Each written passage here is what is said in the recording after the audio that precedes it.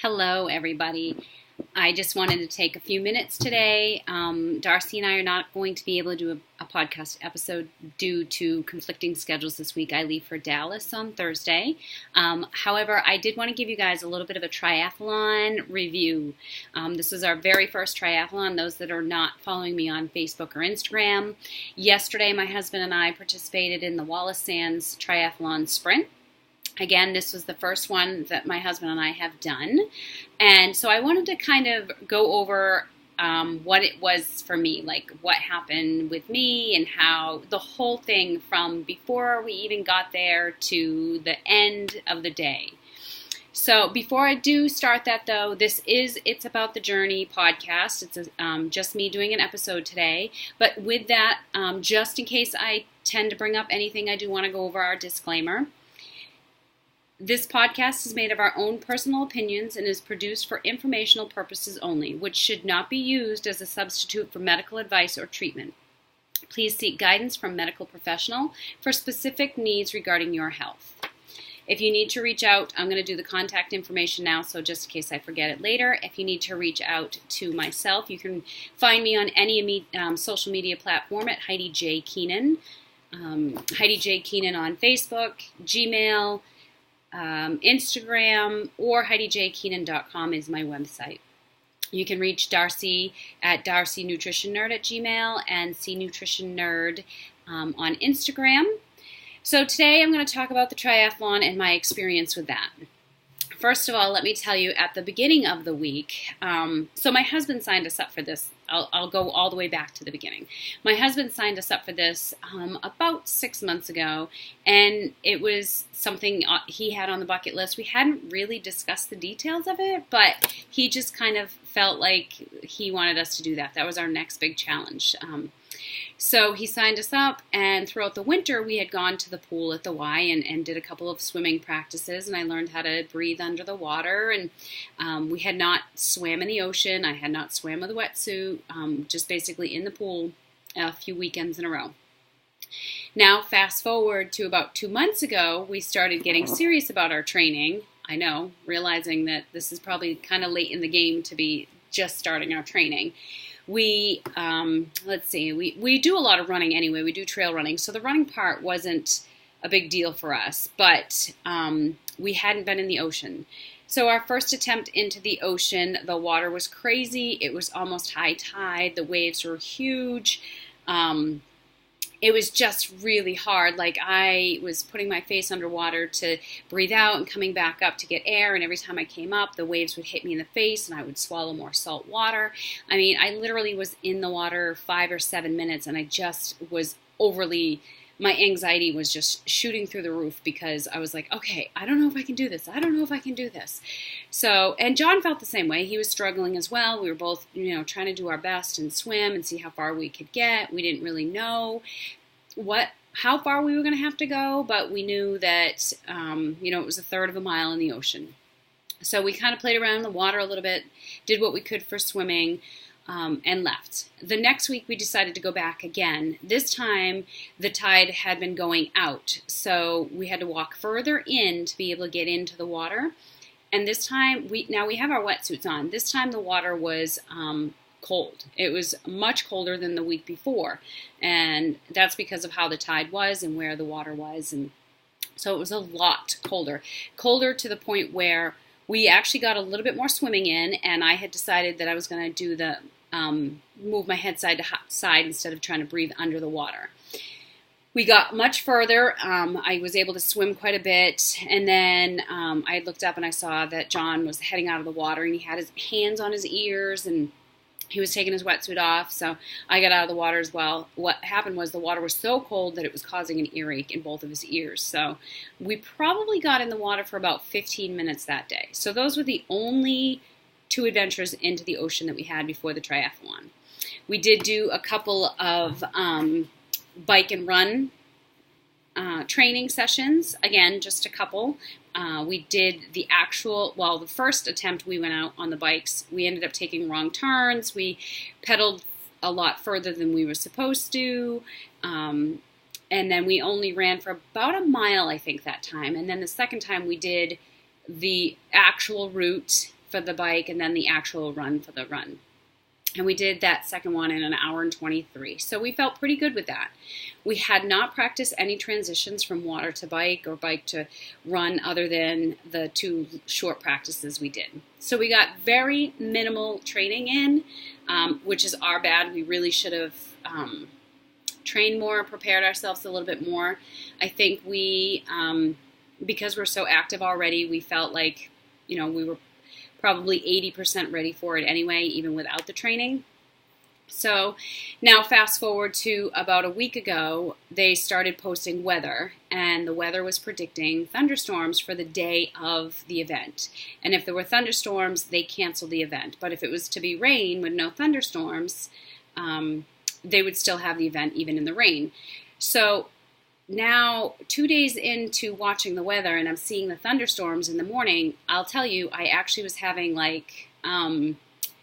I was like, okay, maybe they cancel. If they cancel, it was just meant to be. We weren't meant to do it. Because I have to tell you, my anxiety level to do the event was really high because, one, going into the ocean, I don't feel I'm an ocean swimmer, so the anxiety level for me just to do that with a lot of other people around me in the water was freaking me out. And then the second thing was that just being around a lot of people, because I'm not, I don't do well in overcrowded areas, so that gets my, I tend to start to get frustrated and a little bit angry because of how big the crowds are.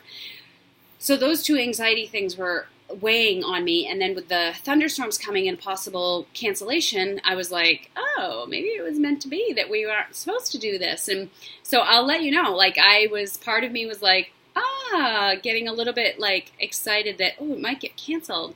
And the problem with it getting canceled is they don't refund your money. So you lose the money. And I think it was $100 each for us to do this. So it's basically $200 right out the window if we didn't have the event. So we were both weighing it, and I think my husband felt the same way, getting a little bit anxious. So we were like, if it doesn't happen, it doesn't happen. We weren't getting stressed out about it not happening, and I might have been getting a little bit excited about it possibly not happening. But anyway, the day before, the weather changed. They pushed the storm pushed out, which actually it hit us today. The thunder started at 3 o'clock this morning. So they had the event. And it showed no rain in the forecast for the day. So we ended up picking up our packet on Saturday afternoon. And so we headed there Sunday morning at 6 o'clock. Well, we got there and realized that we didn't need to be there that early because we had picked up our packets the afternoon before. However, it was okay. We were starting to set up in our transition area, and we met an amazing group of people. That there were a couple of girls there that it was their very first triathlon as well. So, and they were in my transition station area. So I immediately befriended them, and we were all talking about how to set things up and how to be prepared and what we got to do. And there was another girl there, Sherry, that had done a few of them. So she was giving us some great advice on how to set things up. And so we were all bonding and talking. And so I was really excited that we got there early. We were able to create those friendships, and we really supported each other with it helped relieve stress for me because I now had other friends in there, because the way it was set up was John was going first because he was in the first heat, then the second heat, and then the third heat is the heat that I was in. Well, the girls in my transition station were also in the third heat. So now I felt better because I wasn't going into the water alone per se. I knew I wasn't going in alone, but I was not going in with my husband. So I was excited that I had these friends that I was going to be going in the water with, and we were going to support each other. And, we knew obviously we weren't going to be together through the whole race, but just knowing that we were standing with each other on the beach as we were ready to hit the waves, and we saw each other on the course, and every time we would cross each other, a smile or high five or, a congratulations, whatever, that made it a lot easier for me. So we get all set up. We got our bodies marked with our numbers and our age, and we head for the beach. Well, we're standing there in the transition area as a group. We're all just talking, and all of a sudden we hear this psh. We were like, what was that? Well, someone's bike that was on the transition rack, their tire blew while it was just sitting there. So we're guessing they probably overinflated it. So we made an announcement. Someone ran down to the booth to have them announce it, and no one came up to the bike. So then we went to, we go down to the beach to get ready. They do their morning announcement. We all sang the national anthem together. Again, they made the announcement about 220. 220 was finally found. He was actually in the water practicing, so he never heard the announcement. So he ended up having to go fix his bike before he could start his heat. So it starts, we do our thing, we get down to the beach, they start heat 1, and then every 3 minutes, there's 4 heats total, every 3 minutes another heat goes. My husband was in heat 1, so he took off. And I will tell you that my anxiety level was a little high with him going in because I know he was nervous, and knowing that he was nervous made me a little bit nervous.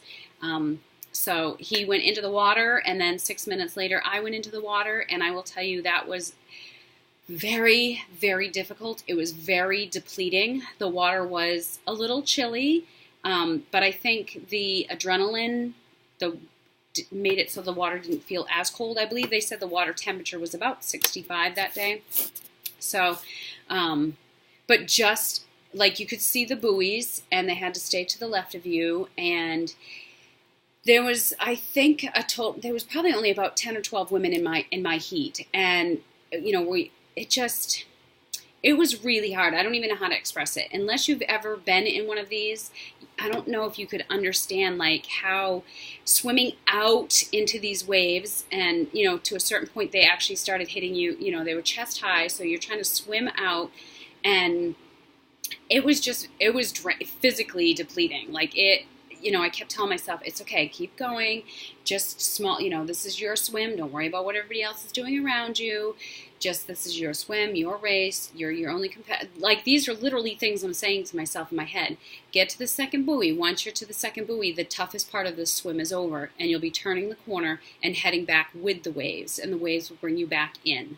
But getting out to that second buoy felt like it was the longest 10 minutes of my life, and I don't even think it couldn't possibly have been 10 minutes because my swim was 12 and a half minutes. So, but it felt like it was taking forever. And every time I would think I was getting closer, it felt like the wave was pulling me back to the beach, and I would look up and I'm like, are you kidding me? So anyway, we struggled through. I got around the buoy. Now I can see the shore. I'm heading for the shore. I just kept going. I was doing the breaststroke. I was kicking my feet. I wasn't kicking my feet. I was swimming with my arms, the forward stroke. I just did everything that I could until I could touch the ground. And as soon as I could touch the ground, I just started running as fast as I could. I got out. I was trying to undo my zipper on my wetsuit, and I couldn't get it. I was like, whatever, I'm not going to waste time trying to stand here and do it. So I'm playing with it, but I was running towards the bikes for the transition station. So I run to the transition station. One of the girls standing there, I asked her just to pull it real quick. She pulled it real quick. I was able to get the wetsuit off. I rinsed my feet real quick. Threw my sneakers on. Now my arms are like really shaking because they're just so exhausted from swimming in the ocean, and I'm trying to tie my shoes and get them on. I decided to go with no socks because I just didn't want to try and put socks on wet feet. I knew it was going to be too much of a pain in the butt. So I threw my sneakers on. I struggled getting them tied. I grabbed my bike, grabbed my hat, ran for the line to leave the transition station, and I don't know if you just caught what I said, but I said grabbed my hat. When I got to the line, the lady said, do you have your helmet? And I was like, I grabbed my baseball cap instead of my helmet. So I dropped my bike, had to run back to my station, throw my hat down, grab my helmet, put my helmet on, get back over. So I probably lost close to a minute in the transition station because I grabbed my hat, not my helmet. Anyway, I took off on the bike. I passed 3 people right away as I left the transition station. And then it was pretty much open road from there. And then throughout the 14 and a half miles, 3 or 4 people passed me. And I kept, 2 of them were in sight, but they were pretty far ahead of me once they passed me. But that was it for the 14 and a half miles. It felt like I owned the road. There was nobody on the road. Nobody behind me, only the 2 in the distance that I could see ahead of me. Like, it literally was my own. So I was going at a fairly good speed. Now that I think about it, I probably, after the fact, the hindsight 2020, I probably wasn't going as fast as I should have been going because I didn't have that competitive, burn, because I couldn't see anybody, so I felt like I was pretty much on the road by myself. I was pedaling pretty fast, but I also had noticed the views in the ocean. I had noticed the leaves that had fallen on the ground. There was just so many different things that I know that I had noticed because I obviously wasn't like just zoned out and pushing hard on the bike. So we get a couple hundred feet, or I get a couple hundred feet before the next transition station on the bike, and I stand up because I had learned that, standing up and letting the blood flow in the legs makes it a little bit easier when you go for the run. So I get to the transition station, I jump off my bike, and, of course my legs feel like they're going to collapse at that moment. I run over to my transition station, I put the bike in, drop my helmet, grab my hat, put my hat on, and I'm leaving the transition station. My legs are pretty wobbly. And I hit the road. So now it's the 3.2 mile run. I get out. I passed 2 people on the run, and then I got behind this gentleman that was keeping a good pace, and I was able to slow my roll a little bit so that my heart wasn't pounding out of my chest. I wasn't going too fast for my body. It was a good acclimating pace for me. So I just kind of stayed with him, but a little bit behind him, but knowing that was a good pace for me. And then at one point he said something to me, and I was like, "Oh, I'm sorry. I hope I'm not bothering you by being behind you, that you just have a good pace." And he was like, "Oh gosh, no." So then we actually ended up running side by side, and he was telling me how he had wiped out on his bike, and he had lost a few minutes on his bike time because he had wiped out, and he had to fix part of his bike before he could get back on. So it was very good because he was able to keep me at that nice pace without me pushing too far, too fast, because I would have never made the 3.2 if I would have gone gung-ho from the start, because I have a hard time holding myself back. So at one point I started cramping up, and I'm pretty sure it's because I did not have enough water in me. And he helped me. He was like, breathe in through your nose, big deep breath in through your nose, and then blow it out your mouth. Do that a few times. It'll work the cramp out and blah, blah. And so doing that, it really helped. And I felt really blessed that he happened to be that person that was beside me, and that he was so friendly, and that he was so willing to help and stay with me. And he asked if I was doing okay. And then he was telling me as we were getting closer where the halfway point was. He was a very supportive person. I'm very thankful for that. I believe that God puts people in our lives exactly when we need them. And I think that God knew that I needed him right there to help me with my pace. So we get to the halfway. I grab, they're, holding out the water. So I grab some water, take a quick sip, just put the cup back on the table. But I have to keep going because I'm the type of person that if I stop jogging, that my heart and lungs have to reacclimate all over again. So I just kind of jogging, drinking, put the cup down, kept jogging. And the gentleman that I was running with at the time, he decided to kind of stop. And I saw that he decided to talk to somebody. So whatever the case may be. So he kind of lingered back. So that was I took off. And now I was starting to pick up pace a little bit. I knew that I was halfway done with the run. So I was able to pick up my pace. I felt good about it. It was amazing to watch the other side of the road, because the same day that we had our event, there was another event being held on the other side of Route 1A, and I don't even know what the name of the event was, but it looks like they were honoring fallen soldiers. There was a ton of families. There was pictures every 20 feet or so of a soldier. I could see people were hugging each other and shaking hands as they walked past. There was large groups of people. So it was an amazing... It was just wonderful to see that, to see them, not to see the fallen soldiers, but to see the family of the fallen soldiers and the people that representing. And it looked like there was probably more people there for the fallen soldiers thing than there was for the actual triathlon. So it really was a beautiful sentiment. I don't know who set it up. I think it was beautiful. And it was awesome to see it as we were doing our event. So, that just inspired me to keep going because of how much those soldiers fought for our freedoms and for us to be able to do things like that. So I kept pushing along. I was keeping a good pace. My pace was quicker than it was for the first half. On the first half, getting to the halfway point with the run, I did get to pass John, and it was funny because after John had said, if I see her before a certain point, then I know I'm okay, but if I see her after a certain point, then I know I got to pick up my pace because she's going to catch up to me. And I guess he saw me after his certain point, so that kind of put a pep in his step, thinking that I was going to be able to pick up my speed and catch up to him.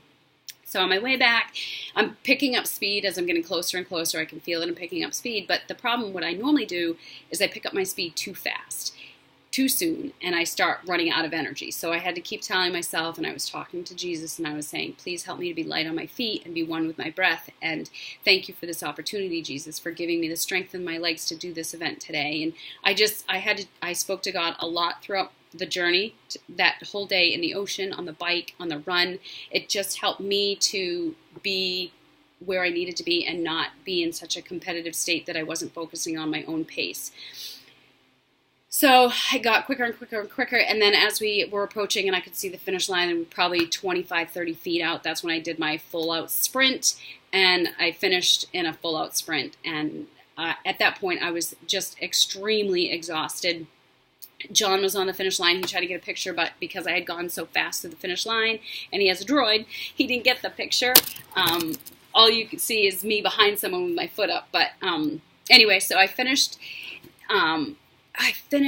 6 or 7 minutes behind him. And he was so funny. Like, I walked out and I had to keep walking, and I was just like, I was trying to catch my breath, and I had to walk around. I felt very nauseous. I could tell that I was nauseous, and John was like, do you want to grab something to eat? And I was like, I looked at him, I was thinking, are you kidding me? Like, how could you possibly want to eat anything right now? I was just so nauseous. It was really hard on my stomach. And so I had to walk around for quite a bit and to kind of let my heart rate come down and work it out. And I was still pretty nauseous. I ended up getting a blueberry Cliff Bar.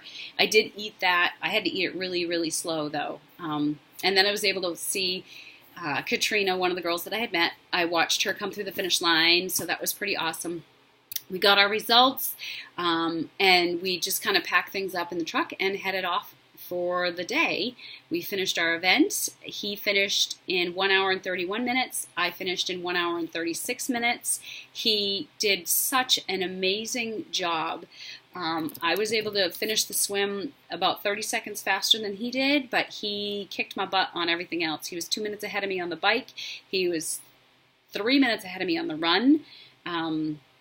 We were pretty even on the swim. So,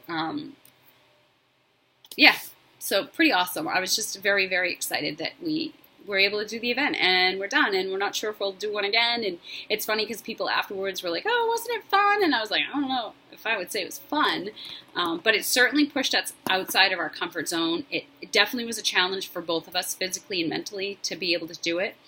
And after I had a discussion with John about it, he was telling me that when he was on the bike, he was pushing himself pretty hard on the bike because he was afraid that I was going to catch up to him. Because normally on the bike, I'm a little faster than he is, but I think it's more because my bike pedal's a little smoother. My bike's not as old as his is, so I think it's more my bike that is better than his. But anyway, he was pushing himself on the bike. Every time he would start to slow down, he'd go, nope, nope, nope, nope, she's going to catch me. I got to go. So he would push and push and push on the bike. And then when it came to the run, he was like, okay, so if I see her at this point, so he pushed himself because he kept thinking in his mind that I was going to catch him. So I was the driving force to help him push himself outside his comfort zone. I think that was probably his best 5K he's ever done. I'm not positive, but I'm pretty close. I'm pretty sure that it was his best one. If not, it has to be like the second best one. He did it in 26 minutes, 12 seconds. I finished the run in 29 minutes and 3 seconds. So I'm just very proud of us both. We both did such a great job pushing ourselves and doing the best that we could. So the remainder of the day, I felt like I had a hangover. I had brain fog, dealing with a slight headache off and on. The thought of eating was like just not.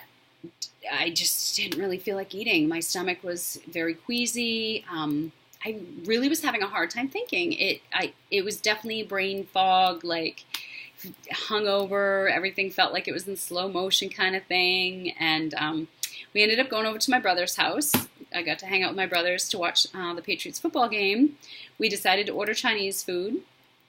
Probably not the best thing to do on an event day, but we enjoyed some Chinese food. Finally, I got hungry. That was around 3 o'clock when we had the Chinese food. So I finally got hungry by then. And John had made himself a cocktail, asked me if I wanted one, and I still at that point was like, no, I just can't even possibly think about enjoying a drink. Like, it really, really wiped me out. Game was over, Patriots won, awesome.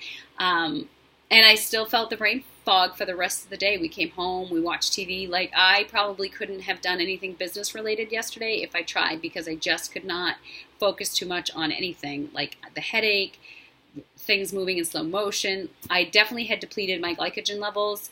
I probably didn't fuel correctly the morning of or a couple of days before. The night before, we did an excellent job. We had chicken and sweet potatoes and broccoli and a salad. The morning of, I decided to have just a banana and the Energize from the Performance line. I should have had my shake before. John had his shake before. I decided to keep my shake for after. I definitely was probably lacking in some nutrition as I started the event, which is probably why I had the brain fog for the entire day. Went to bed, I think right around 9 o'clock, 9:30 last night, and got up at 6 this morning like I normally do on a Monday morning, and I feel fantastic today. I have a little bit of a headache still, slightly, but energy-wise, I feel better. I was focused this morning with my business. I felt really good. I had a massage with my friend Misty this afternoon, which really helped get some knots out of my shoulders and my neck. She could tell that my body was dehydrated, so she said to me, please make sure that you're drinking plenty of water today. Of course, the dehydration is probably partly from, the event, but also from the Chinese food, because that's just like a sponge and sucks all the moisture out. So anyway, that was my triathlon event. I have no muscle soreness. My legs are not sore. My body's not sore. My arms aren't even sore. I had some tension in my neck and shoulders, but nothing that was uncontrollable pain, soreness, or whatnot. So I feel pretty good physically.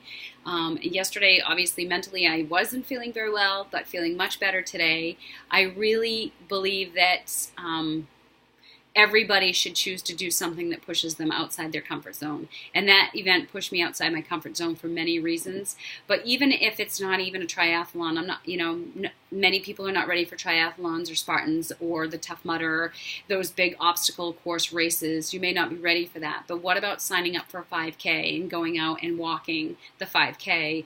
Or what about depending on what is your comfort zone and what's outside your comfort zone, if you wanted to talk to people about a certain topic that has hit home for you, why not do a short video and send it to a few friends? Or something that helps you push the envelope and push you outside your comfort zone. If you're afraid of social media and you run a network marketing company, maybe it's time to step outside your comfort zone and share just a little bit of your story online so that people get to know who you are.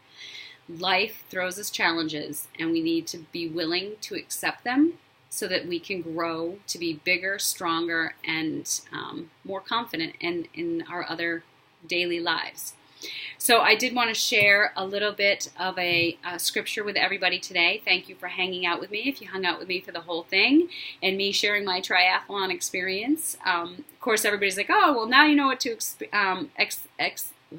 you know what to expect for your next one. Do you know when your next one will be? And I was like, why are you talking about a next one? Doing a triathlon is on a bucket list. It's checked off. I don't have to do another one. But we did look into possibly a Spartan or a Tough Mudder or something along those lines, because we do enjoy doing different things that challenge us. So stay tuned to see what next adventures we take ourselves on. But I did want to share this scripture with everybody today. Do not be afraid or discouraged, for the Lord will personally go ahead of you. He will be with you. He will never fail you nor abandon you. Deuteronomy 31:8. So the Lord is always with you. God bless. Have a beautiful day.